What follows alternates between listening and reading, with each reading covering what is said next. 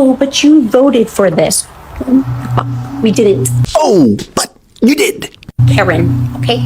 We did not vote for war. We did not vote to be gaslit about the e-files. Were you not awake for Trump's first term? Because we all were, and we tried to warn you. And in fact, everything that Kamala said would happen has happened. Never voting again, by the way, because it doesn't matter. That is not the solution. What you need to do is listen next time. Listen. Oh, but you voted for this.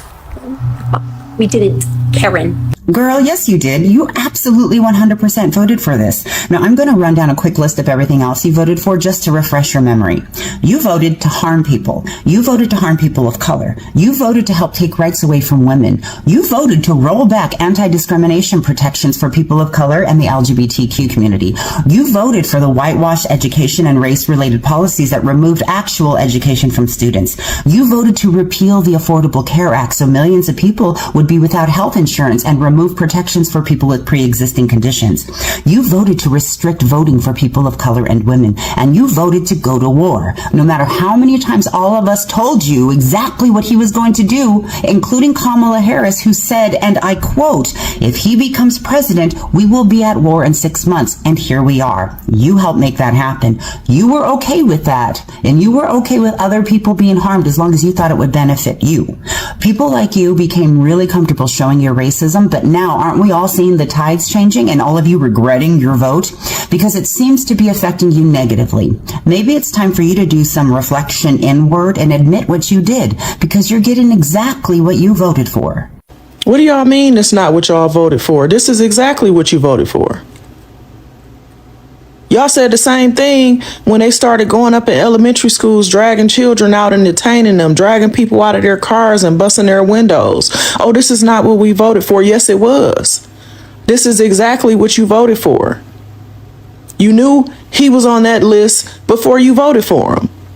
In that red hat. I wish we could sew them bitches to y'all skull so they'll never come off, so we'll know from here on out who you were. I want y'all buried in y'all caskets with them, because this is exactly what y'all wanted. And now you're trying to back off, trying to act like, oh, it wasn't me. I didn't know that. I was voting for his policies. What policies? He had concepts of shit. The only thing he had was Project 2025 that we all read. If not in full, you've seen people reading it. You've seen people giving you excerpts from it. You knew this is exactly what you voted for. This is exactly what you wanted, because your heart was filled with so much hate. You wanted white supremacy so bad that this is what you chose. And black people too. Hispanics, Somalians. This is what y'all wanted. But now y'all see the effects of it.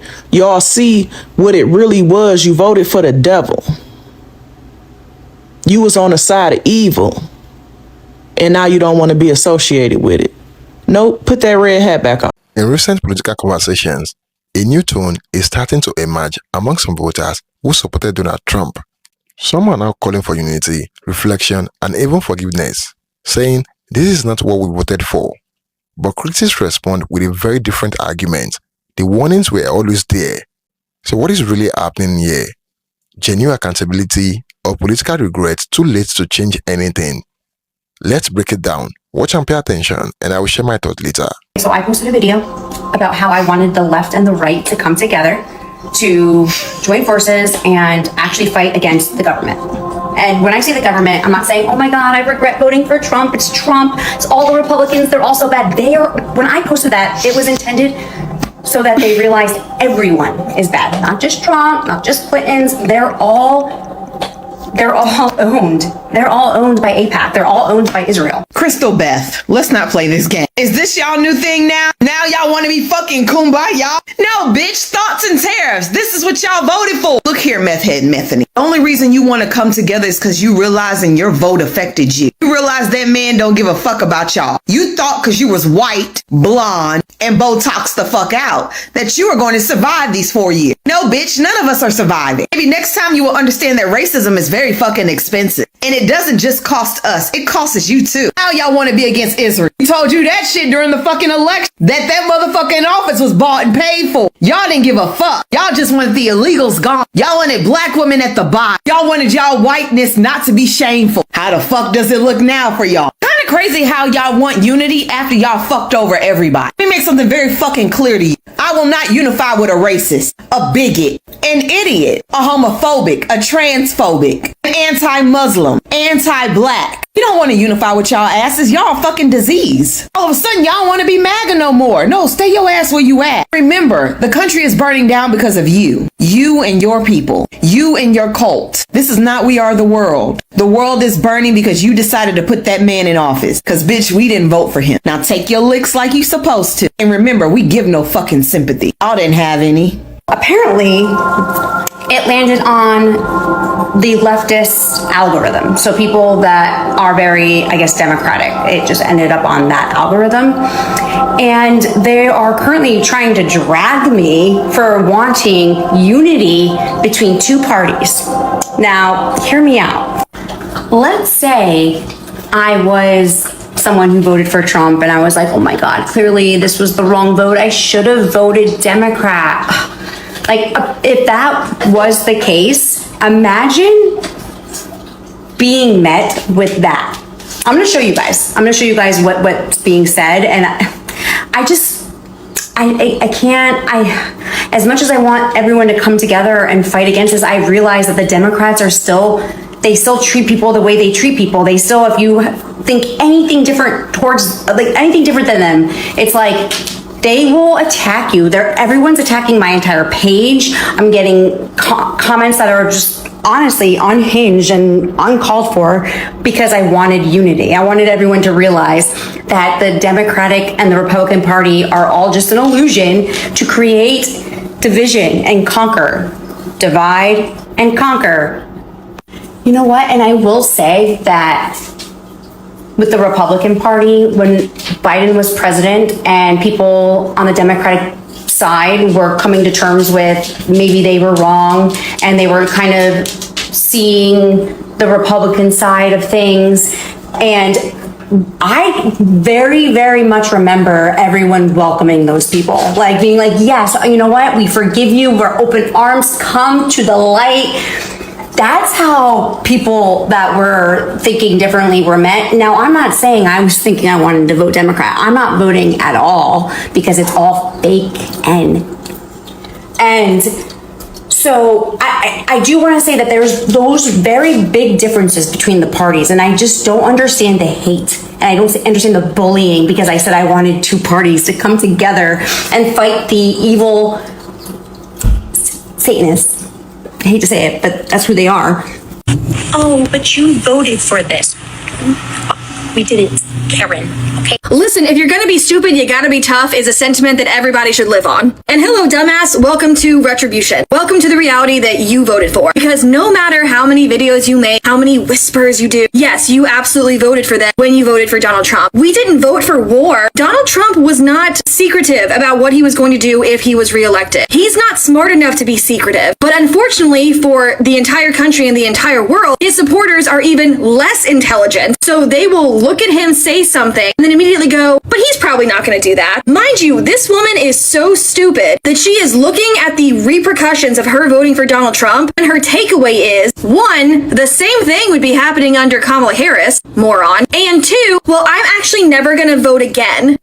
What? You caused the problem, and instead of trying to fix it, or hell, even admitting that you're the cause of it in the first place, you're basically gonna stomp away and not vote ever again. Actually, maybe you shouldn't vote.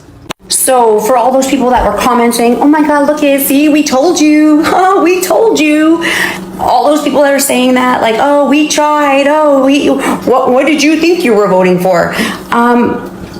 It wouldn't have been any better under Kamala. Like we would be, the right would be saying the same thing to you guys right now if she was in office. So, I mean, I know that my video just ended up on the wrong side of the algorithm, and I know that there are thousands and thousands of people who think just like me. And they're awake to what's actually going on, if you actually know what's going on with the e-files, you realize something clicks in you and you're just like, we're nothing to all of them. And they are just laughing at us while we fight each other. And I don't want to fight you guys. I don't want you guys to fight with me. I don't need you to be mean to me because I want to like unite us all. Like, that's crazy. I love you. To the numerous people who are telling me it's too late to regret my vote for Donald Trump, too late to be woke, my response to that is shame on you. Shame on you for discouraging other people to come forward and take accountability for their mistake. I'm going to try to have a little bit of grace with this one because I can see that you're trying. The first thing you need to understand is that simply because you regret your vote does not give you automatic forgiveness. I saw in some of your videos that you said you're taking accountability, and making a video saying you regret is part of that. But then there has to be some follow through. There has to be some action after. The change behavior has to come after the apology. Now, I didn't go through all your videos, but I didn't actually see an apology video. I just saw a video where you say you regret your vote. I also saw a video of yours that said that you were wondering why it had to get so bad for you guys to wake up. And it's because you chose to ignore the signs. You did not use empathy when you were voting. You heard him say he's going to grab women by the you-know-what. You heard him call immigrants horrible names and LGBTQ people horrible names, and that didn't bother you. So what's necessary is self-reflection, probably volunteering at some Democratic office so that you can fix what you did, and then educating other people. Come on this app like you are now and say, I regret my vote because of this. Educate people why he convinced you and why you're woken up now and what you're doing about it now. Don't come on here and complain that people are mad at you, because you deserve that anger. And nobody is saying it's too late for you to be woke. They're saying it's too late to take back your vote. I hope that helps. All my love. I just want to say that if you voted for Trump, this is all your fault. 100%. All your fault. You didn't have to vote for the orange clown. The fact that we're going to war with Iran now and they just closed the Strait of Hormuz, which 20 to 30% of all the oil in the world travels through, you can believe that gas prices, as well as the price of everything else, is about to skyrocket. And if you voted for Trump, this is your fault. This could have all been avoided. But you voted for a guy who his name appears more in the Epstein files than everybody else's name combined. You voted for a guy who is so in the pocket of isn't real that when Bibi Netanyahu says jump, Trump doesn't even wait to say how high. He just jumps and hopes it's high enough. And you voted for this. So when your children get sent off to go fight in this war, just remember, you voted for this. And if they come back in a body bag, you voted for that too. The idea that you are voted just because I don't care. I don't think anybody cares. If you voted for Donald Trump, this shit's all your fault. Starting on day one, we will end inflation and make America affordable again. But the word affordability is a Democrat scam. One of my top priorities will be to quickly defeat inflation and make America affordable again. I don't want to hear about the affordability. We will make America affordable again. We're going to make it affordable again. You know, there's this fake narrative that the Democrats talk about, affordability. Affordability is a con job. We will target everything from car affordability to housing affordability. You know, this whole thing is, they use the word affordability. It's a Democrat. Because in politics, people do not always realize the consequences of their choices immediately. Sometimes it takes time, policy decisions, economic shift, or social tension for the reality to fully sink in. And that is exactly what many people are debating right now. Reports and online discussions suggest that some Trump voters are beginning to express disappointment or concern about recent political outcomes. They say they supported promises of stronger leadership, economic improvement, and national stability. But now, some feel that certain outcomes have not aligned with what they expected. This has led to a noticeable shift in tone from strong confidence to reflection and, in some cases, regret. One of the most repeated phrases in these conversations is simple: this is not what we voted for. For some voters, this reflects a feeling that the reality of governance is different from campaign messaging. Policies, compromises, and international pressures often reshape what leaders can actually do once in office. So what sounded clear during the election can feel more complex afterward. However, critics argue that this shift in sentiment is not surprising. They claim that many of the concerns being raised now were already visible during campaigns and public debate. In their view, warnings about policy direction, leadership style, and potential consequences were openly discussed, but not always taken seriously by voters at the time. From this perspective, current regret is not new information. It is delayed realization. This led to a bigger question: is this accountability or regret? Accountability would mean acknowledging decisions and actively working to correct or improve outcomes going forward. Regret, on the other hand, is emotional reflections after the fact, often without immediate political change. Some analysts argue that political systems rarely allow easy reversals, meaning that even if voters change their minds, policy directions may remain the same until the next election cycle. This kind of situation is not unique. In many democracies, voters often make decisions based on promises, identity, or urgency, but once those decisions turn into policy, the results can feel different from expectations. That gap between expectations and reality is where political regret often begins.